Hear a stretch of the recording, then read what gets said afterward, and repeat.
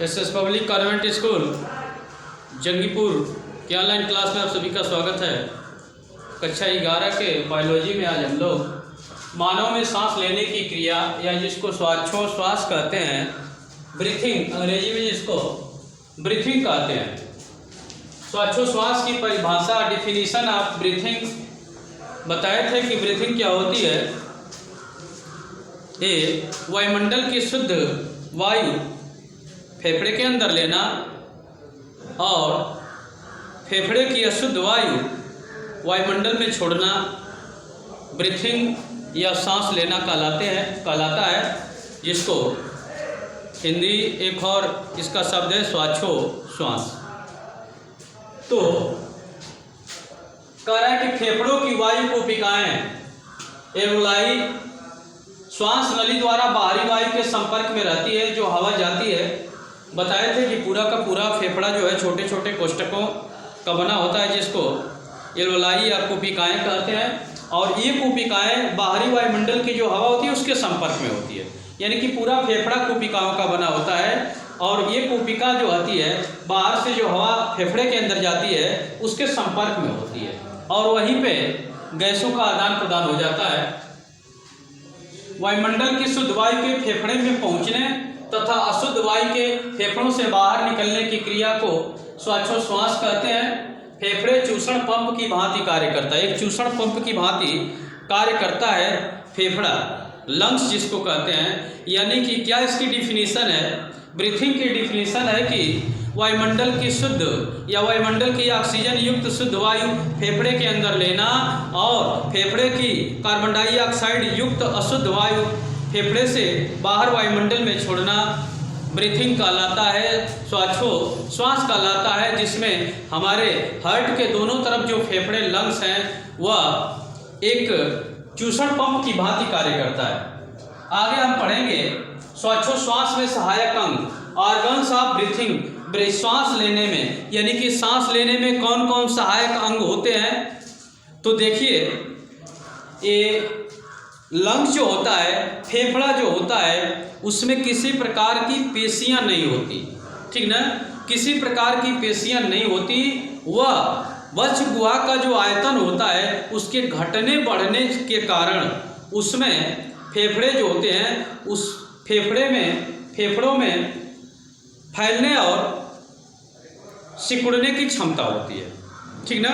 उसमें हम आपको फेफड़ा जब बताए थे तो उसमें बताए थे कि फेफड़े के ऊपर एक आवरण होता है और वह उसमें जो गुहा होती है वह एक गुहा जो होती है उसको एक प्लूरल गुहा कहते हैं, ठीक ना। प्लूरल गुहा होती है। इसी प्लूरल गुहा के सिकुड़ने और फैलने के कारण ये फेफड़ा जो होता है, दोनों फेफड़े फैलते और सिकुड़ते हैं, और ये प्लूरल गुहा का सिकुड़ना और फैलना निर्भर करता है वक्ष गुहा के आयतन पर, ठीक।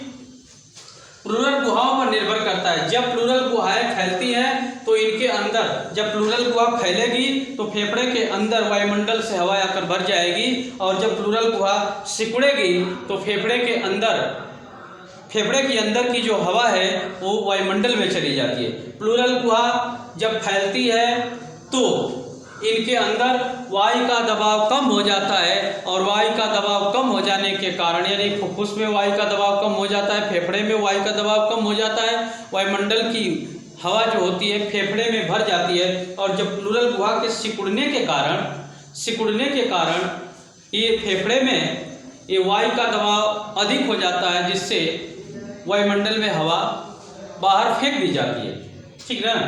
अब देखेंगे इसमें सहायक अंग कौन कौन से होते हैं। तो रिब्स, जिसको परसुकाएं कहते हैं या उसको पसलियां कहते हैं, ये 12 जोड़ी पसलियां जो होती हैं यहाँ से, ये बीच के ये जो यहाँ पे है स्टर्नम है, ठीक ना, जिसको हिंदी में उरोस्थी कहते हैं। ये सहायक अंग है श्वसन में, ब्रीथिंग में, श्वासोच्छ्वास में। ये स्टर्नम है, इससे निकली हुई 12 जोड़ी पसलियां हैं, पीछे की कशेरुकाएं हैं, और रेडियल पेशियों का बना हुआ एक यहाँ पे जो वक्ष गुहा और उदर गुहा को बांटने का काम करता है, उसको कहते हैं डायफ्राम। डायफ्राम रेडियल पेशियों का बना होता है, ठीक ना। ये सहायक अंग है। डायफ्राम हो गया, परसुकाएं यानी कि रिब्स यानी कि पसलियाँ, स्टर्नम कशेरुकाएं एक पिंजड़े की भांति वक्ष गुहा का बनाती है। और ये जो होते हैं, ये अंग जो होते हैं इस श्वासोच्छ्वास में सहायक हैं। स्टर्नम है, पसलियाँ है, डायफ्राम है, कशेरुकाएं हैं। करें कि वक्षिक गुहा जो छाती की गुहा होती है उसका छोटा व बड़ा होना पसलियों से जुड़ी अंतरापरशुक पेशियों तथा डायफ्राम की अरी पेशियों के सिकुड़ने और फैलने पर निर्भर करता है।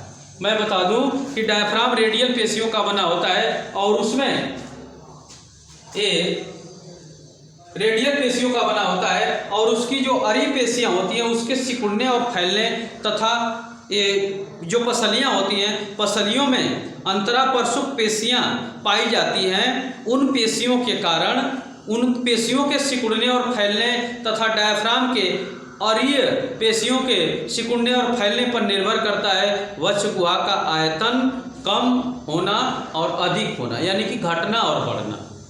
और यह वक्ष गुहा का आयतन जब घटेगा और बढ़ेगा तो उसका प्रभाव फेफड़ों पर पड़ेगा, प्लूरल गुहा पर पड़ेगा, यानी कि फेफड़े पर पड़ेगा, जिससे फेफड़ा फैलता है। नहीं, फेफड़ा फैलते और सिकुड़ते हैं।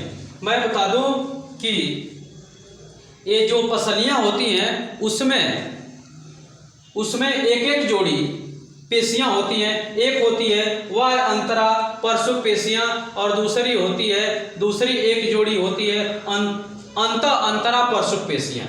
वह अंतरा परशुक पेशियां और अंतरा परशुक पेशियां एक एक जोड़ी पाई जाती हैं, जिसके सिकुड़ने और फैलने से ऐसा होता है। ठीक, डायफ्राम को मैं बता दिया कि रेडियल पेशियों का बना होता है। यह डायफ्राम पीछे की तरफ लंबर कशेरुकाओं से जुड़ा होता है और आगे की तरफ स्टर्नम से जुड़ा होता है। एक पर्दे की तरह यहाँ खड़ा है, ठीक ना।